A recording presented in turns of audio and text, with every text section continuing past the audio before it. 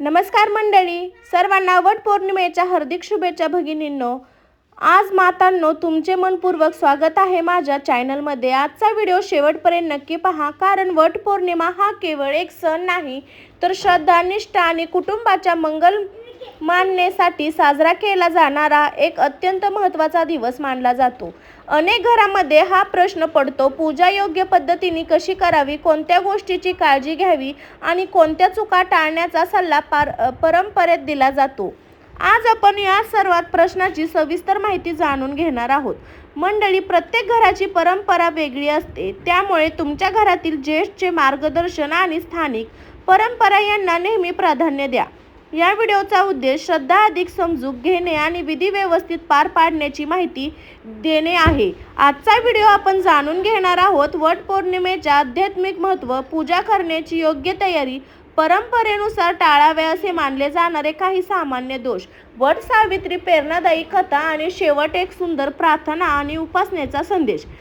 जर तुम्ही विवाहित असाल किंवा तुमच्या घरात वटपौर्णिमेचे व्रत केले जात असेल तर हा व्हिडिओ पूर्ण पहा आणि तुमच्या कुटुंबाला इतर महिलांपर्यंत नक्की पोहोचवा.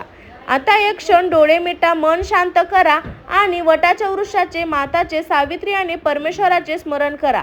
श्रद्धा आणि सातत्याने केलेली उपासना ही सर्वात मोठी शक्ती मानली जाते.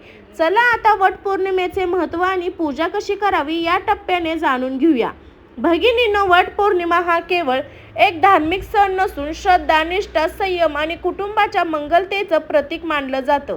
अनेक भागात या दिवशी सुवासिनी वडाच्या पूजा करतात आणि आपल्या पतीच्या दीर्घ आयुष्यासाठी तसे कुटुंबाच्या सुख समृद्धीसाठी प्रार्थना करतात. या व्रत मागे सर्वाधिक प्रसिद्ध कथा म्हणजे सावित्री आणि सत्यवान याची असे सांगितलेली जाते. सावित्रीने आपल्या अढळनिष्ठ, धैर्य आणि बुद्धिमत्तेच्या बळावर कठीण प्रसंगातही हार मानली नाही, म्हणून तिचे उदाहरण अधिक धैर्य, प्रेम आणि समर्पण प्रतीक मानून दिले जाते. वडाच्या वृक्षात भारतीय परंपरेत विशेष मानाचा आहे. तिच्या दीर्घ आयुष्यामुळे तो स्थैर्य, सातत्य आणि जीवन प्रतीक्षेचं प्रतीक मानलं जातं, म्हणून वटपौर्णिमेला वडाची पूजा करण्याची परंपरा रूढ झाली आहे. अनेक कुटुंबामध्ये या दिवशी लवकर स्नान करून स्वच्छ कपडे परिधान केली जातात. पूजा साहित्याची तयारी केली जाते आणि श्रद्धेने व्रत केले जाते. घरातील परंपरा वेगळ्या असू शकतात, त्यामुळे आपल्या घरातील ज्येष्ठांचे सांगितलेले पद्धतीचे पालन करणे अधिक योग्य ठरते. महत्त्वाची गोष्ट म्हणजे व्रतचे खरे मूल्य केवळ विधी नसून तर श्रद्धा, प्रामाणिकपणा, संयम आणि मनापासून केलेली प्रार्थना, कुटुंबातील कृतज्ञता आणि चांगल्या आचरणाची भावना यांना तितके महत्त्व दिले जाते. आता पुढील भागात आपण वटपौर्णिमेच्या पूजेसाठी कोणती तयारी करावी, कोणते साहित्य अनावश्यक असते आणि पूजा करताना कोणत्या गोष्टीकडे विशेष लक्ष द्यावे हे सविस्तर पाहणार आहोत, त्यामुळे व्हिडिओ शेवटपर्यंत नक्की पहा. भगिनींनो, आता सर्वात महत्त्वाचा भाग पाहूया. वटपौर्णिमेच्या दिवशी पूजा करताना प्रत्येक घरातील परंपरा वेगळी असू शकते, त्यामुळे आपल्या घरातील ज्येष्ठांचे मार्गदर्शन आणि स्थानिक पद्धत यांना प्राधान्य द्या. सकाळी शक्यतो लवकर उठून स्नान करावे आणि स्वच्छ, शक्य असल्यास परिधान कपडे करावे. त्यानंतर मन शांत करून देवाचे स्मरण करावे आणि पूजा साहित्य एकत्र करावे. पूजासाठी सामान्य वडाच्या वृक्षाजवळ हळद, कुंकू, अक्षता, फुले, फळे, नैवेद्य, पाणी, दिवा, अगरबत्ती आणि वटवृक्ष सोबत गुंडाळण्यासाठी दोरा किंवा सूत हे असे वापरले जावे आणि स्थानिक परंपरेनुसार इतर साहित्यांचा समावेश असतो. पूजा सुरू करण्यापूर्वी झाडाच्या वृक्षाला नमस्कार करून त्याला पाणी अर्पण केले जाते. त्यानंतर हळद, कुंकू वाहिले जाते, फूल अर्पण केले जातात आणि दिवा लावून प्रार्थना केली जाते.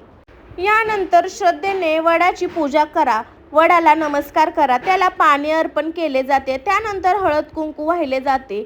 यानंतर श्रद्धेने वडाच्या वृक्षाभोवती दोरा गुंडळत प्रदक्षिणा घातल्या जातात. पूजा दरम्यान वट सावित्री, सत्यवान याची कथेचे श्रावण किंवा वाचन केले जाते. कथेचा संदेश म्हणजे संकटात संयम, धैर्य, निष्ठा आणि विवेक कायम ठेवणे. पूजा पूर्ण झाल्यानंतर कुटुंबाच्या आरोग्य, सुख, शांतता आणि समृद्धीसाठी मनापासून प्रार्थना करावी.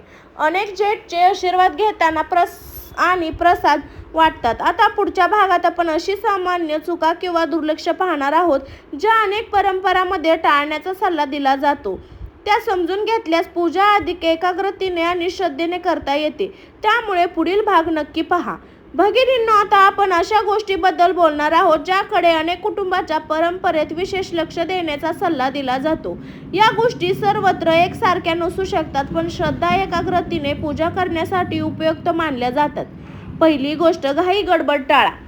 पूजा शक्यतो शांत मनाने एकाग्रतेने करा. केवळ विधी पूर्ण करण्यापेक्षा त्यामागील भाव अधिक महत्त्वाचा मानला जातो. दुसरी गोष्ट, पूजा साहित्याची आधी तयारी करा. पूजा सुरू झाल्यानंतर वारंवार साहित्य आणण्यासाठी उठावे लागू नये याची काळजी घ्या. तिसरी गोष्ट, वडाच्या वृक्षाचा आदर करा. पूजा करताना वृक्षाला इजा होणार नाही याची काळजी घ्या. भारतीय परंपरेत वडाचे वृक्ष पूजनीय मानलं जातं. भगिनींनो, वट सावित्रीचा उल्लेख झाला की सर्वप्रथम आठवते की सावित्री आणि सत्यवान यांची कथा. ही कथा केवळ धार्मिक परंपरेचा भाग नाही, तर धैर्य, निष्ठा आणि अथक श्रद्धेचा संदेश देणारी मानली जाते.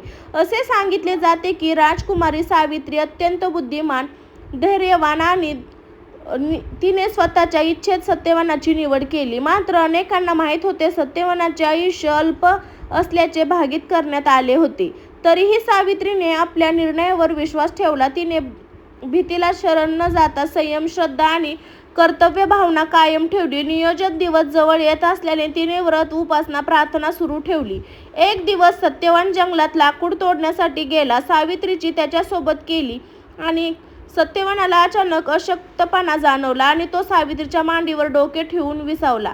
कथेनुसार त्याच वेळी यमराज सत्यवानाचा प्राण घेण्यासाठी आले, पण सावित्रीने धैर्य सोडलं नाही. ती यमराजाच्या मागे चालत राहिली. तिच्या नम्र विनयाने, बुद्धिमत्तेने ते अढळ निष्ठेने यमराज प्रसन्न झाले.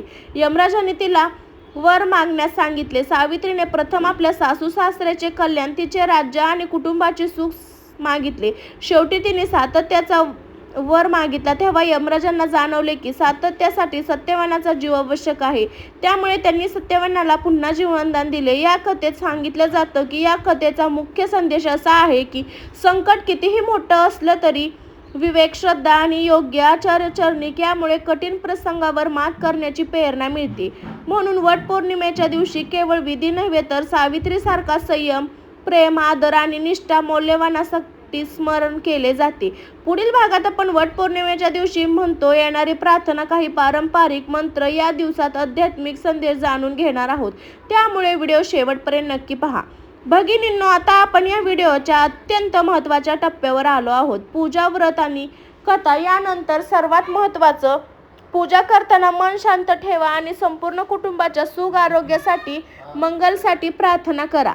वडाच्या वृक्षासमोर हात जोडून अशी प्रार्थना करू शकता. हे परमेश्वरा, आमच्या कुटुंबावर सदैव कृपा राहू दे.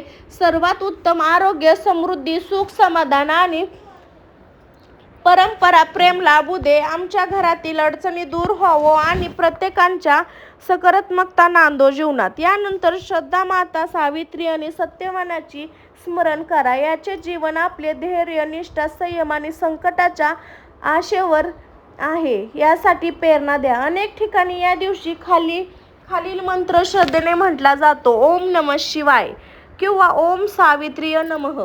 हा मंत्र म्हणताना संख्या महत्त्वाची नसते, मनातील भक्ती, एकाग्रता आणि अधिक महत्त्वाची मानली जाते. भगिनींनो, एक गोष्ट कायम लक्षात ठेवा. वट सावित्रीचे व्रत केवळ एक दिवसात विधी नाही, तर या दिवसाचा खरा संदेश म्हणजे कुटुंबात प्रेम, विश्वास, आदर, संयम आणि परंपरा, सहकार्य वाढून हीच या उत्साहाची खरी शिकवण आहे. जर आजचा व्हिडिओ तुम्हाला काही नवीन माहिती मिळाली असेल तर हा व्हिडिओ तुमच्या आई, बहिणी, मैत्रिणी आणि नातेवाईकांपर्यंत नक्की पोहोचवा. कदाचित ही माहिती त्यांच्यासाठी उपयुक्त ठरेल. आता पुढं आपण शेवटचा भाग आणि वट सावित्री दिवशी काय करावं, एक सुंदर समारोप, अंतिम प्रार्थना, विशेष संदेश पाहणार आहोत. तो भाग अजिबात चुकवू नका. भगिनींनो, आपण आज वटपौर्णिमेचं महत्त्व, पूजाविधी, सावित्री, सत्यवान यांची प्रेरणादायक कथा, परंपरेनुसार लक्षात ठेवण्यासारख्या गोष्टी आणि व्रतचा आध्यात्मिक संदेश जाणून घेतला. आता शेवटी सर्वात महत्त्वाचं म्हणजे शांतपणे डोळे मिटा आणि मनापासून प्रार्थना करूया. हे भगवान शिव, माता पार्वती, माता सावित्री आणि पूजनीय वटवृक्ष, आमच्या कुटुंबावर सदैव कृपा राहू दे. प्रत्येक घरात सुख, शांती, समाधान, उत्तम आरोग्य, समृद्धी नांदो. आमच्या जीवनातील अडचणी दूर व्हावो. सर्वांना सद्बुद्धी, प्रेम, विश्वास आणि आनंद लाभो. ओम शांती शांती. भगिनींनो, लक्षात ठेवा, कोणतेही व्रत किंवा पूजा ही केवळ विधी पूर्ण करण्यासाठी नसते. त्यामागील श्रद्धा, प्रेम, निष्ठा, संयम आणि चांगले आचरण हेच त्यांचे खरे सामर्थ्य असते. मनापासून केलेली प्रार्थना आणि सकारात्मक या सर्वाधिक महत्त्व दिले जाते. जर व्हिडिओ तुम्हाला उपयुक्त वाटला असेल तर तुमच्या आई, बहिणी, मैत्रिणी आणि इतर सुवासिनीपर्यंत नक्की शेअर करा, जेणेकरून त्यांना या पवित्र दिवशी माहिती मिळेल. व्हिडिओ आवडला असेल तर लाईक करा, चॅनल सबस्क्राईब करा, बेल आयकॉन दाबा, म्हणजे अशा धार्मिक, आध्यात्मिक आणि माहितीपूर्वक व्हिडिओसाठी सूचना तुम्हाला सर्वप्रथम मिळेल. खालील कमेंटमध्ये ओम नमः शिवाय तसे तुम्ही आणि तुमच्या संपूर्ण कुटुंबाला वट सावित्रीच्या हार्दिक शुभेच्छा. माता सावित्री, भाग्यवन शिव यांची कृपा तुमच्यावर सदैव राहो. हर हर महादेव. जय वट सावित्री माता. श्री स्वामी समर्थ. सर्वांना स्वस्त खा, मस्त राहा मंडळी. बाय बाय सर्वांना.